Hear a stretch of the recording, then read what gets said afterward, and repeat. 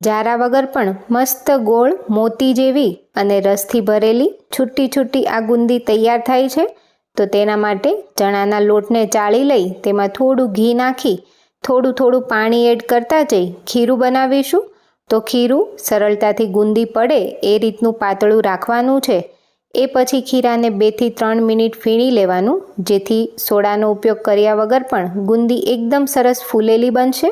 હવે ચાસણી બનાવવા ખાંડ લઈ તેનાથી અડધું પાણી લઈશું અને ઉકાળી લઈશું। એ પછી તેમાં ચપટી ઓરેન્જ ફૂડ કલર લીધો છે અને ચાસણી જેવી ગુલાબજાંબુની હોય તેવી જ ખાલી ચીકણી થાય મધ જેવી તેવી તૈયાર કરવાની છે। એ પછી તેમાં કિશમિશ અને ઇલાયચી પાવડર નાખીને ચાસણી તૈયાર કરીને સાઈડ પર રાખીશું। હવે ગુંદી બનાવવા અહીં મેં ખમણીનો ઉપયોગ કર્યો છે। ખમણીથી પણ તમે જોઈ શકો છો એકદમ સરસ મોતીના દાણા જેવી ગોળ બુંદી બનશે।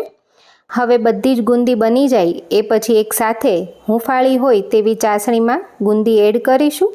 મિક્સ કરીને 2 થી 3 કલાક ઢાંકીને રાખી મૂકવાની, એટલે બધી જ ચાસણી ગુંદીમાં એકદમ સરસ પીવાઈ જશે અને જોઈ શકો છો એકદમ રસદાર ગુંદી તૈયાર થઈ છે।